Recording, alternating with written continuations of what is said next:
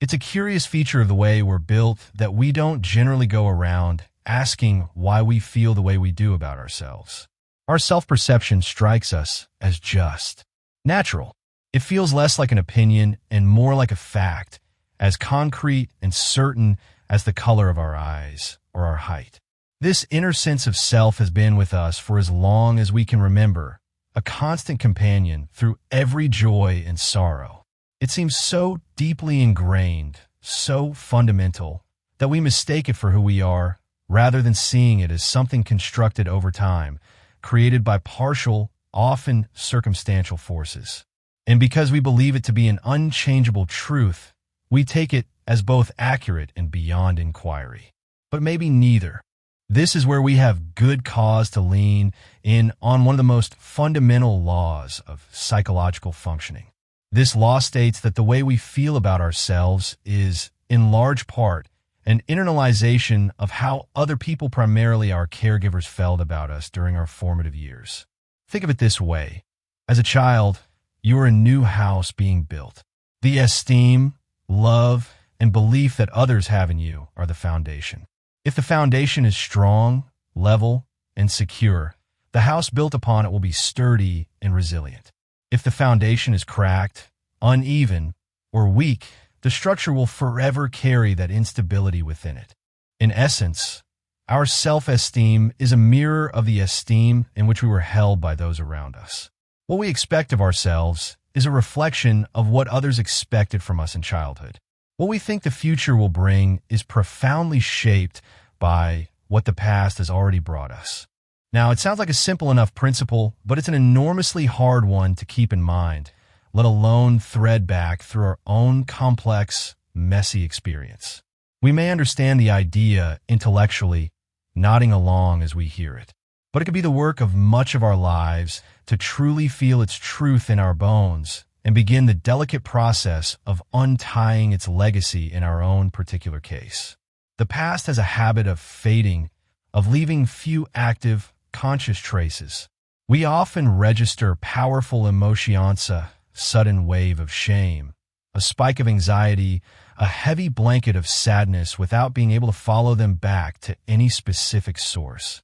They feel like they come from nowhere, but they do come from somewhere. And despite the challenge, we can and should work against these forces of forgetting. This is not an exercise in blame, but an act of archaeology.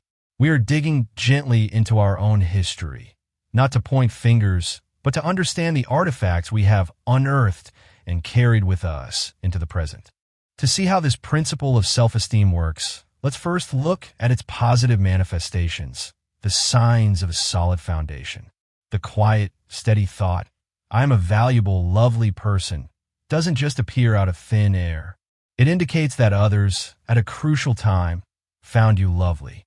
Perhaps it was a parent who delighted in your presence, who listened to your rambling stories with genuine interest, making you feel that your thoughts mattered. The calm belief that things are going to be okay for me indicates that, generally, nice and predictable things once happened around you.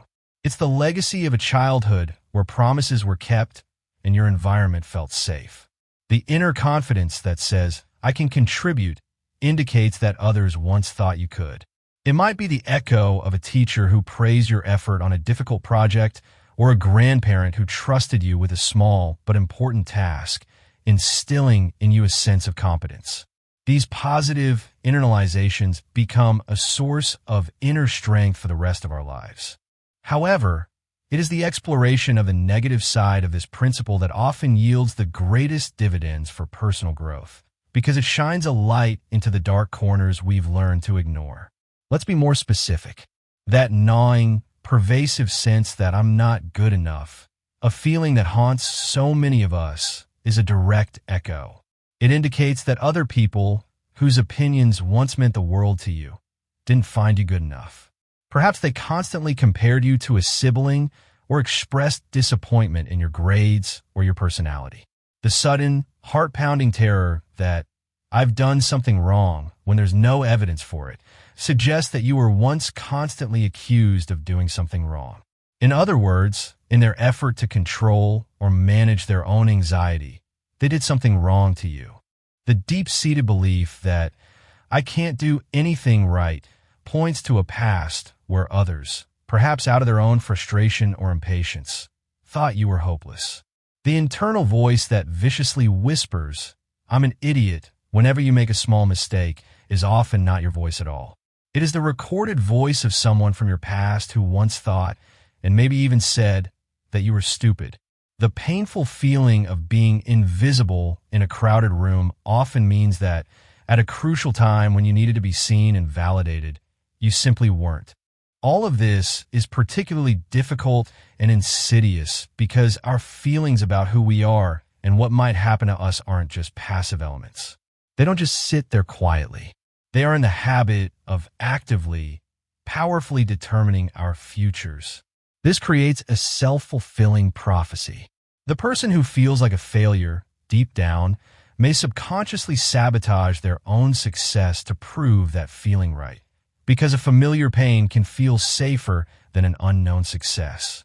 The person who feels boring, convinced they have nothing interesting to say, will become hesitant and withdrawn in social situations, which in turn causes others to perceive them as boring. The person who feels unlovable may unconsciously push away affection and intimacy, confirming their deepest fear that they are destined to be alone. So, you see, we haven't just suffered once in the past. We get stuck in a cruel loop of suffering, where the original wound is re-inflicted day after day by our own hands. The absolute priority, then, is to break this cycle. The first step is to stop taking our self-esteem as a given, as an unchangeable fact.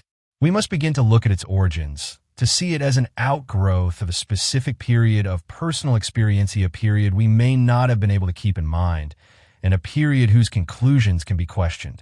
Once we've properly absorbed this principle of psychology, a door opens.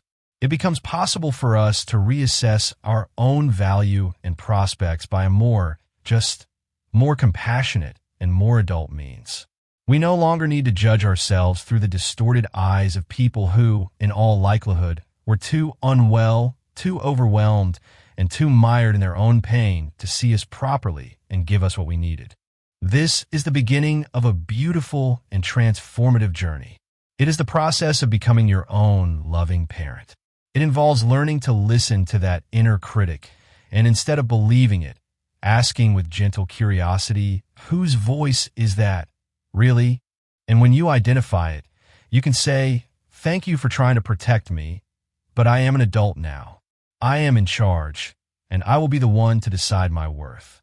It means looking at the scared, small child within you and offering them the words you always needed to hear.